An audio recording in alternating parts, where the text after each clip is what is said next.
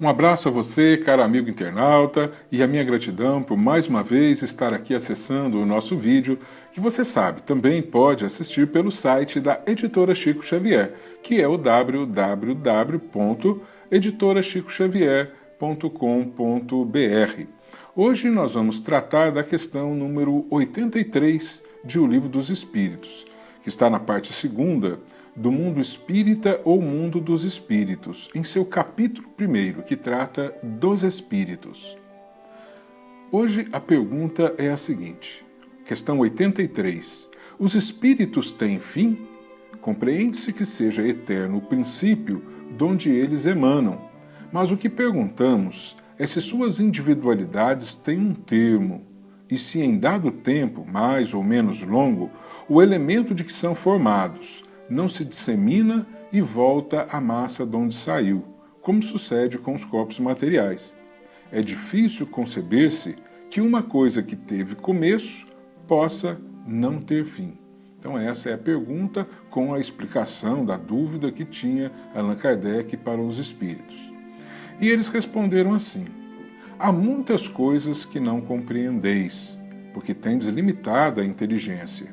Isso, porém, não é razão para que as repilais. O filho não compreende tudo o que a seu pai é compreensível, nem o ignorante tudo o que o sábio apreende. Dizemos que a existência dos espíritos não tem fim. É tudo o que podemos por agora dizer. Ora, a absorção do espírito no todo universal, depois da morte, é crença da doutrina panteísta. Segundo a doutrina panteísta, o ser vive uma existência e, ao desencarnar, ao morrer, o espírito volta para o todo universal. O que Kardec indaga dos espíritos aqui é diferente dessa crença. E a indagação dele, a dúvida dele, não é que depois de uma existência, de uma vida, o espírito voltaria para esse todo e perderia a sua individualidade.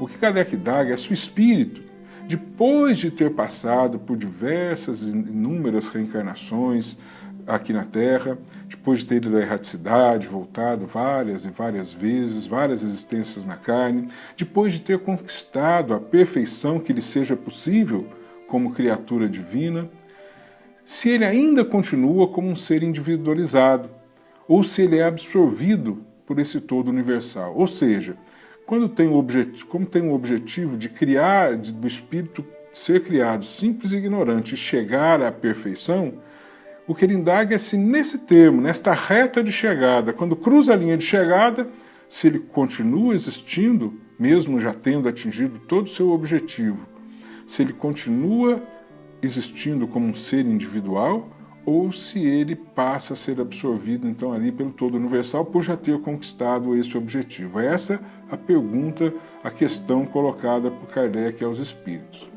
Isso porque é o seguinte, para que nós possamos afirmar que o espírito não tem fim, que o espírito de fato seja eterno, é necessário que para sempre também lhe sejam preservados a consciência de si mesmo e a sua individualidade. Vamos raciocinar.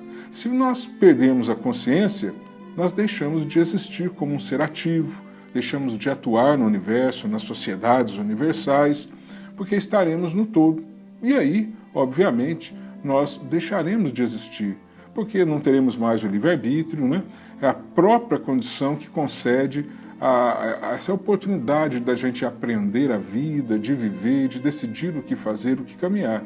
Uma vez absorvidos pelo todo universal, nós perderemos essa condição de agir individualmente. Mas se perdemos esta individualidade também, nós vamos, ao penetrar no todo, perder a própria identidade que temos.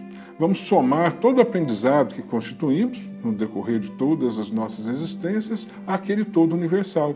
Mas só que deixaremos de interagir com os demais espíritos, com as demais pessoas. E isso é mesmo que deixar de existir. Perderemos a consciência de nós mesmos, se assim fosse. Mas os espíritos insistem, olha, vocês não podem ainda compreender como se dá, mas uma coisa nós garantimos, o espírito é eterno. Então, com esta resposta, essa afirmativa, nós podemos compreender que, em sendo eterno, o espírito para sempre preservará também a sua individualidade. Porque se ele não preservar a sua individualidade, ele não poderá dizer-se como um ser individual, ele perderá a sua própria essência. Então, nós sempre teremos a nossa consciência e a nossa individualidade, por mais que estivermos conquistado a perfeição algum dia. Miramês, sobre essa questão, ele diz o seguinte: no mundo espiritual, estudamos e pesquisamos os mistérios de Deus, que são muitos. Descem ao nosso plano grandes almas para nos ensinar algo mais sobre o amor, a ciência e a própria filosofia.